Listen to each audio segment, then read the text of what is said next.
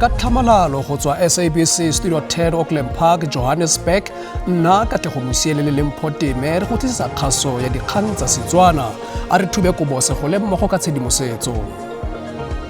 HQ Secretary General has decided that he will put the conference in abeyance until matters before the courts are concluded. Gare ga tse dingwe mo kgasong ya rona solofela go utlwa fa go nnile tsitsinyo gore dingwe tsa ditokololo tsa ANC di tshwarwe. We must look for the young people at the secondary school, the young people in the TVETs, the young people in the universities. Lekoko la EFF le ikalela go lwa ka tsotlhe tse nang natso jaaka ditlhopho tsa dipuso le legae di atamela. To other people, it's going to be a lot for them, especially food is going to go up. Everything is going to go up because of the petrol. Mo go tsa ikonomi tlhwatlhwa ya lookwane solofetse go oketsega thata mo kgweding e tlang. Mo go tsa metshameko dipholo tsa motshameko wa botsalano magareng ga Bafana le Panama.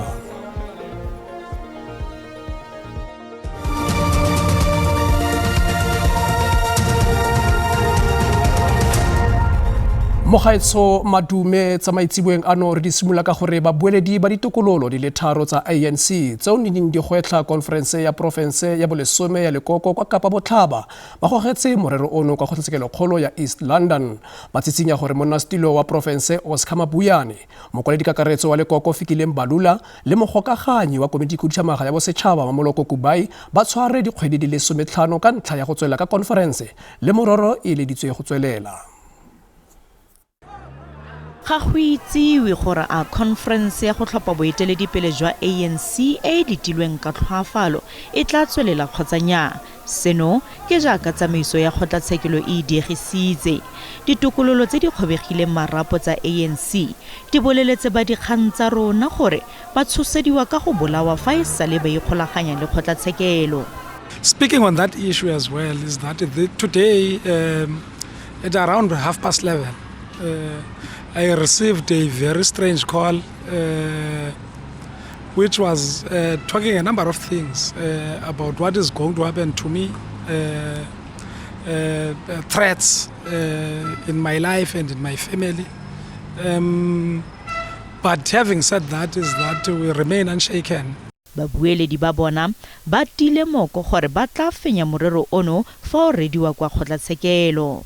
We received a directive from the judge that the matter will be heard tomorrow at 11, that is Saturday, the 28th of March.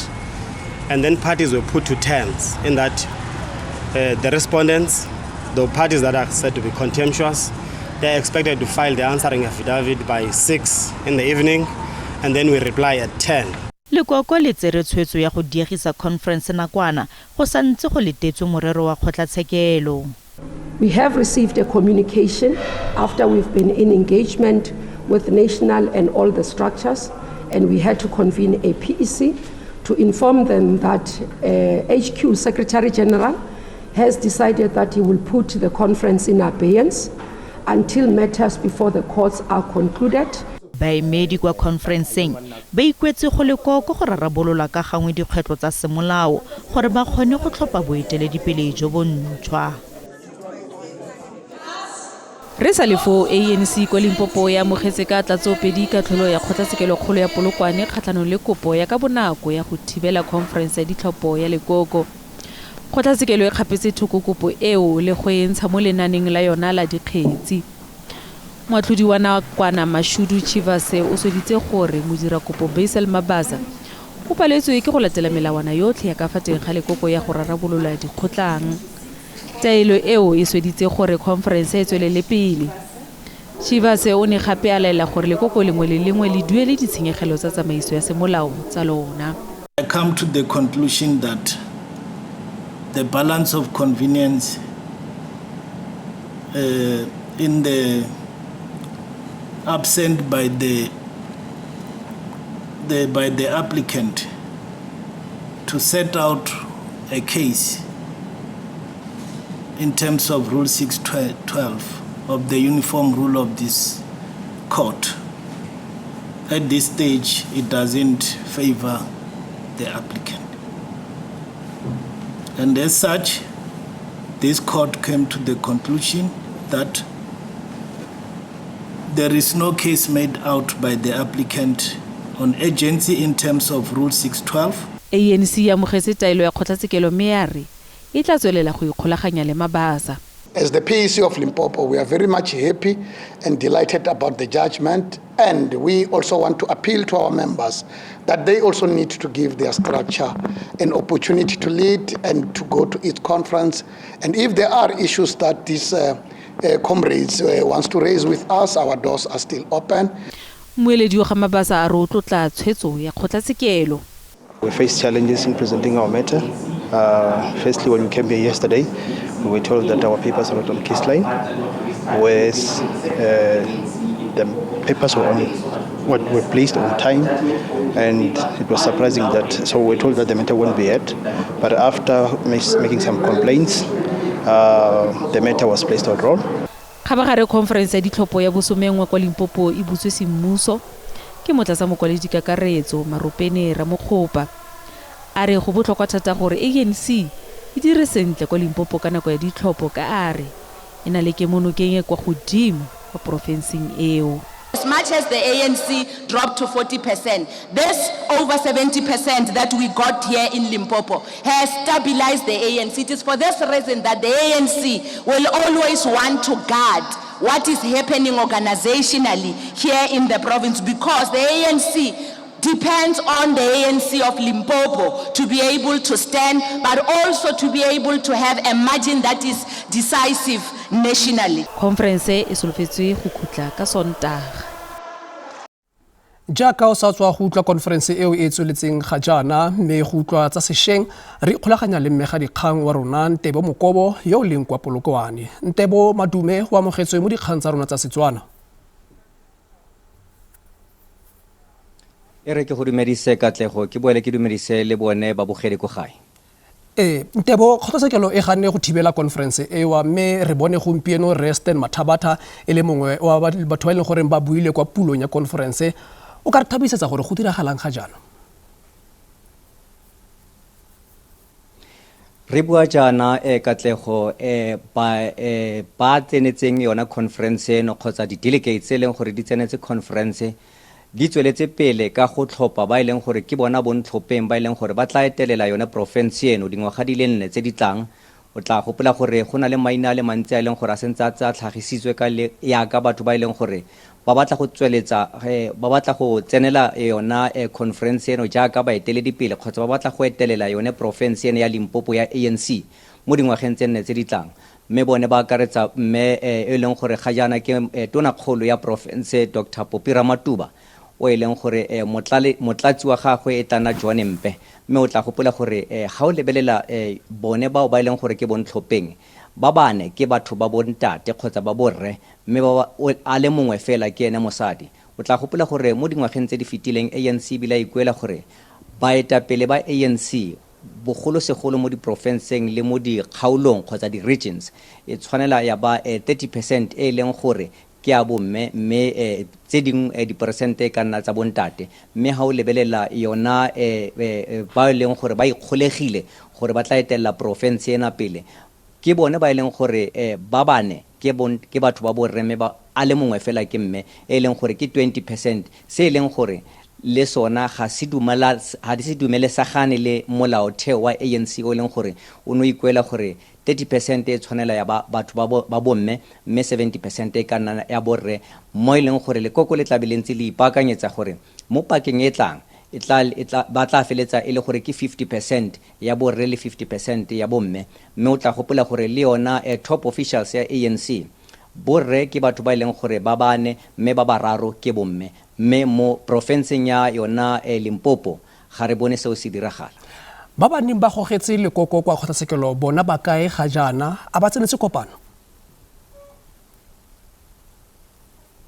Ba ne ba solofetse gore ba tla nna teng ko kopano. O tla gopola Katlego gore ke branch e le nngwe fela e leng gore e ne itsitsenya kgotsa ne na le boikuelo ba gore go tshwanela ga dirwa sengwe gore go latelwe molaotheo o e leng gore kwa ANC. Mme ha o lebelela go ne go sena sepe se leng gore bana ba se phuthetse se leng gore se ne se le kgatlhano le molaotheo wa ANC.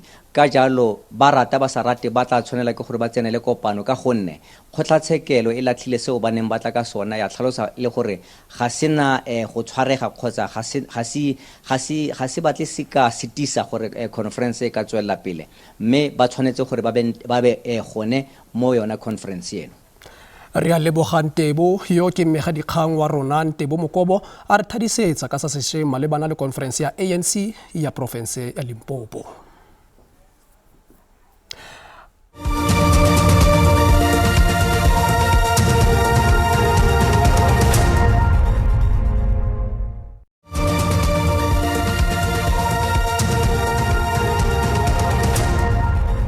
Re boe gape re go amogele mogaetso mo karolong ya bobedi mme re tsweletse ka gore EFF e ikalela go lwa ka tsotlhe tse nang natso jaaka ditlhopho tsa dipuso-selegae di atamela. Moeteledipele wa bobedi wa EFF Godrich Kadi a re jaaka EFF e ipaakanyetsa ditlhopho e ikalela go tsepamisa maikutlo mo go netefatseng gore lekoko le nna le batlhophi ba bantsi monongwaga. Kadi o ne a bua le bobegadikgang kwa thoko ga kopano ya CCT e neng e tshwaretswe kwa dikantorong tsa lekoko tsa Winnie Madikizela Mandela House mo Johannesburg. We must look for the young people at the secondary school, the young people in the TVETs, the young people in the universities. Every university, most universities in South Africa has no less than 20,000 registered full-time students times 26 universities. You can tell me how many are those people. That are the people who must be registered to vote.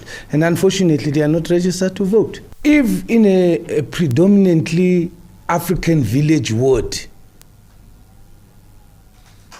the EFF membership and the organization is not in good standing, why should we have a candidate there? Tsheko ya moopedi yo tubileng wa lekompo le Tlhonono Chauke yo itsegeng thata ka leina la Shebe Mabena e fetiseditswe go kgotlatshekelo kgolo mme e tla simolola motsheganong a le 15. Shebe Mabena o ntse a le kwa ntlo lefitshwane fa e sale a tshwarwa Ngwanatsele wa ngwaga o fetileng. O lebane le ditatofatso tse di farologaneng tse di akaretsang maiteko a polao le go tshola tlhobolo e se mo molaong. Morago ga go legwa kgweding tše 4 tša go feta, molato wa Shebe Mabena o šutišitšwe go ya kgorotsheko ya selete ya Polokwane go seka melato ya gagwe. O lebane le melato e senyane, go balwa maetekelo a polao, go betha ka maikemišetšo go kwiša bohloko, go hula o itlhamile le go swara sethunya se se go molaong magareng ga ye mengwe. Melato ya gagwe ka moka e kopantšwe go bala le wa mafelelo fa o a latofatšwa go ka go thunya sefatanaga ka Polokwane le go tlogela monamedi a go betše ngwagola. We sought to arrange a date for the purposes of bail proceedings on New Fact, but we could not reach him.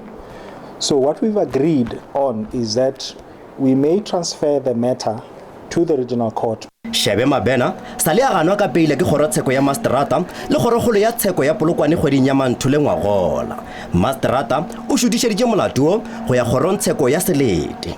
In terms of Section 75 of the Criminal Procedure Act 51 of 1977, your matter is now transferred from this court to the regional court in Polokwane.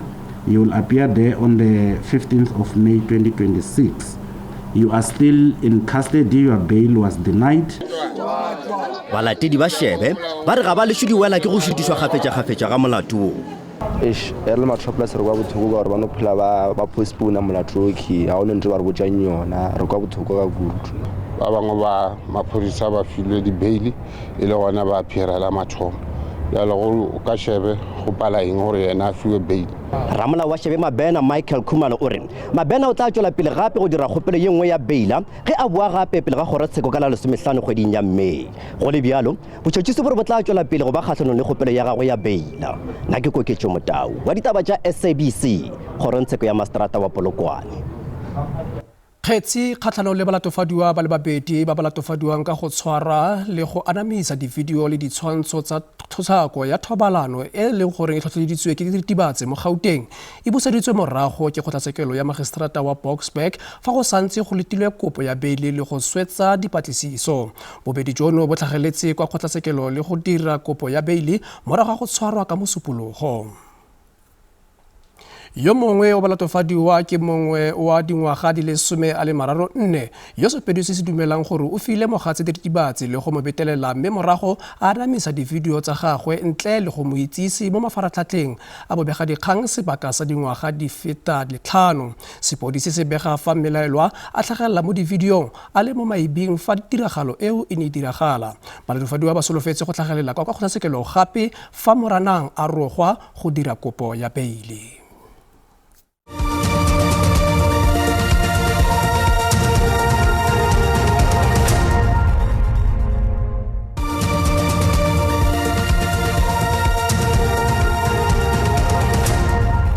Re boe gape re go amogele mogaetso mo karolong ya bofelo mme re di tsweletse ka gore ngwagola mopitlwe a le 17 ditopo di le 3 tse di akaretsang banna ba le babedi le lesea la mosetsana la malatsi a le 10 di utswitswe kwa motheo wa bophelo Federal Phala kwa Kuruman kwa Northern Cape morago gore banna ba neng ba tlhometse ba bofe batlhankedi ba tshireletso le go kgotosa moshara le go fitla ga jana ditopo tseo ga ise di bonwe mme ga gona ope yo tshwerweng. Malapa a megileng a rasantsa gameregile mme ga kgone go amogela go sa itse gore ba malapa bone ba ba tlhokafetseng ba kwa kae. Morwarragwe yo mongwe wa baswi a re ba batla go itlhobogela moswi wa bone ga jana jaaka e setse le ngwaga jaanong. Yo mongwe wa lelapa a re ke motlholo gore tota le ditopo di gapiwa ka dikgoka. Ba re ga jana ba tshwenyegile ka pabalesego ya bona mme ga ba batle go itsege. We are waiting and we are sitting in hope that one day we will get the answers and we will be able to find our brother's body so that we can bury him. Moshara wa motheo wa bophelo o ganne go tshwaela o tlhalosa fa morero ono o batlisisiwa ke mapodisi. Khabagare mokgatlho wa dimoshara wa Funeral Industry Reformed Association wa re tiragalo e o tshwanetse go batlisisiwa mo go tseneletseng mme ba ikuela tsereganyo ya puso. We have to place this in front of government authorities because they haven't implemented the proposals and solutions that we presented to them over the past 2 decades.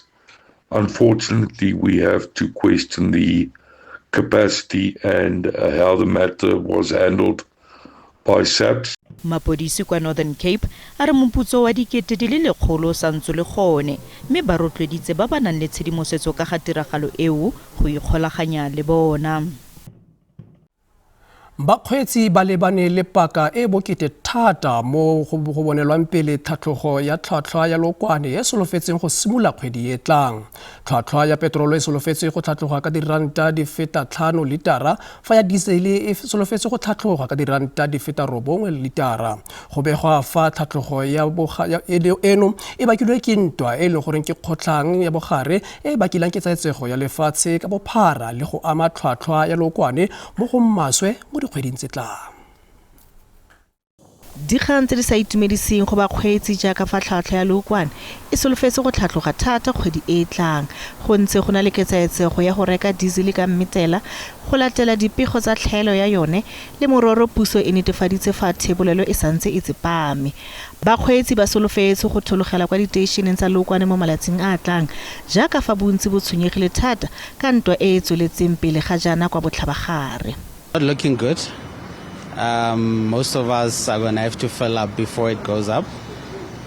But the feeling that we're getting is a lot of the petrol stations are telling us they don't have petrol. Food is going to go up. Everything is going to go up because of the petrol. La bofelo go na le ketsaetsego e tshwana le ya ga jana e ne e le ka 2022 ka motsi wa ntwa gareng ga Russia le Ukraine. Go le jalo borra ikonomi ba dirile tsibuso ya gore maemo a ga jana a ka nne a etegetsa seemo.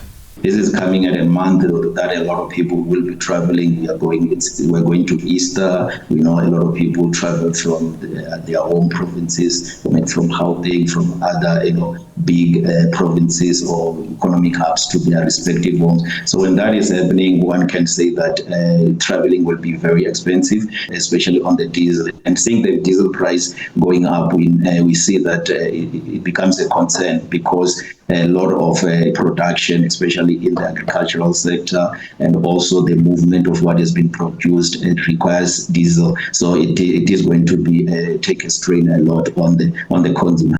Gabagare go boikuelo ja gore puso e tla ka leano la namolo ya lekgetho la Leokwane jaaka fa ditlhwatlhwa di solofetse go tlhatloga thata kgwedi ya Moranang. Magaetso di le kalo tsa segonjono dikgang tsa sepedi di a latela ka moso mo SABC2 le SABC le hae ga jana ke go tlogela ka ponelopele ya maemo a bosa go fitlela gape re kopana mo nakong e tlang. Phiri o rile ga bosegangwe.